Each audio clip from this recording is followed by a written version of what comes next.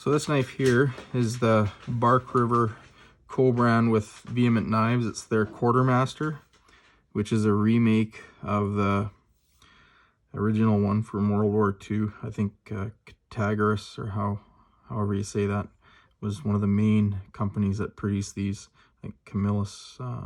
I'd have to look at the information. I'm not going to speak to, the history on this knife too much, just because I don't want to say something and not, be correct in that. But this is one of the, most perfect renditions of a classic blade that I have purchased from Bark River. It's just really finely done, well executed.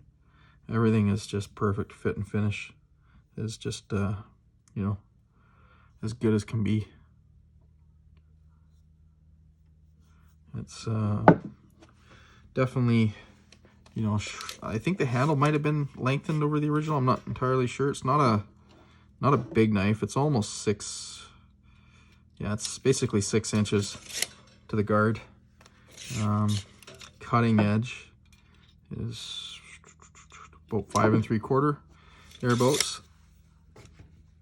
It feels really, stout. It's a hidden tang, but it's a full thickness as far as, the tang is concerned. It's almost, the width of the narrow spot of the handle there.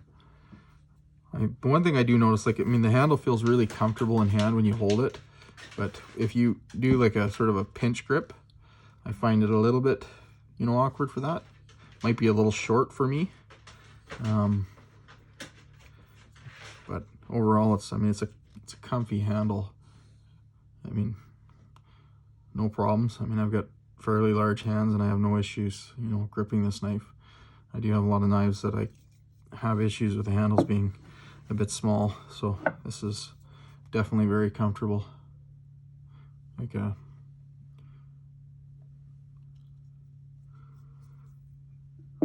a really well done knife. If you're looking for, a general camping knife, hunting knife, this is definitely one to consider. It's got a good amount of belly on the blade, so you can do a really good job skinning with it. Choke up on it nice and easily. Good control. You can even pinch it like that.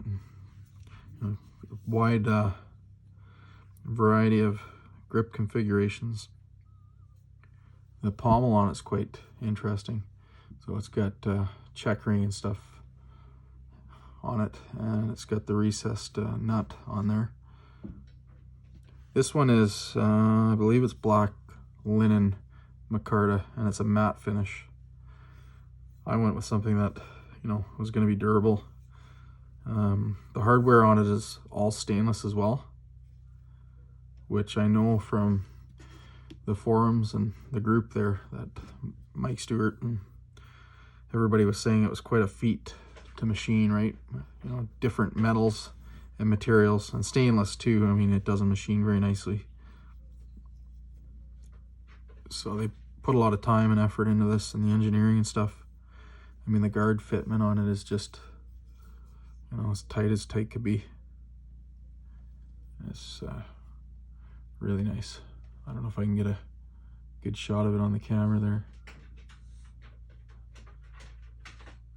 As you can see, these are in CPM 3V.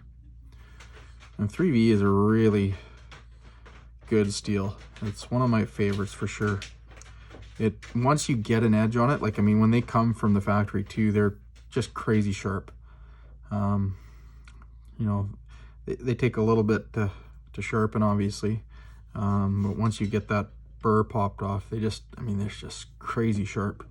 But the other really nice thing about 3V, for anyone that's not used it before, it's really quite a stain resistant, high carbon tool steel. The amount of chromium in it is quite high. I can't remember the exact percentage, but it's, I think, 7.5%. Carbons, if I remember right, somewhere around 60%. Some are, it's not super high, but it's still considered a high carbon tool steel, I believe. Great wear resistance, incredible toughness, and it doesn't rust. like, you know, normal plain carbon steel. What I found with 3V is it doesn't form the normal surface rust you would experience with like a 52-100 or, you know, an A2 or anything like that, or 1095 or whatever you might have. It tends to pit more when it rusts. And you know, any little bits of rust and stuff that you get on there, you can just scrub it off with like a sponge or whatever. It usually comes off quite easily. The sheath that comes with it is a really nice sheath. It's a ambidextrous carry. It's like a Randall style. So you can flip that around inside, I believe. Yeah, it's on a swivel, so you can see that there. I think you can flip it, I'm not too sure. Some of them you could. This one maybe you can't, or maybe it's just not tight, or loose enough, sorry. But I've treated it with a leather product. I use Hubbard's boot grease, actually. It works quite well. You know, you don't have to put a whole lot on it. It darkens the leather up a little bit. Gives it a bit of richness. And it ages really nice too. But the key thing about it is it doesn't soften the leather.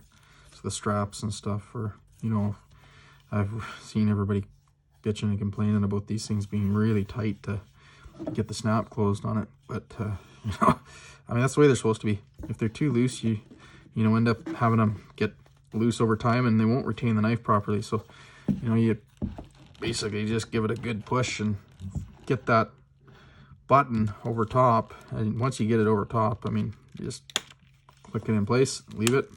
Now it's stretched, it's fitted properly. No wet fitting, no goofy stuff. I mean, it's just perfect.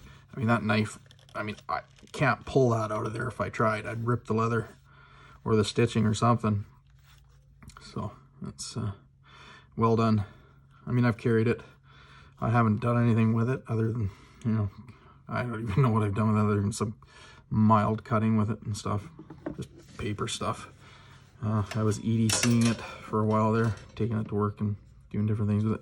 It's a little bit big for sitting down if you're on a machine or something. I find it a little bit, you know, big for that, but I really like it. It's definitely one that I will never get rid of. Not that I get rid of any of my knives, but I tell myself that, you know, that's a knife that's going to stay with me. It's going to get passed down to my kids, maybe grandkids someday, who knows. But yeah, it's a beautiful knife. I don't know how many of these are still left, but I definitely recommend checking them out. You know, that's the other thing there. Matt Martin with Vehement Knives. I mean, he's the guy there at Vehement, and his stuff is just like just unreal. Like, some of his knives are unbelievably nice, and he really did a good job on this. So hats off to him. Hats off to Mike Stewart and, you know, the whole crew there that made this happen, because it's a functional piece of art and history, you know, what you got here. It's really a nice knife. I'll try and do some reviews in the future and, you know, show some just normal cutting tasks with it and see how it performs. I know it will. It's nice to have it on video. Anyways, thanks for watching. If you liked the video, appreciate the thumbs up and new subscribers.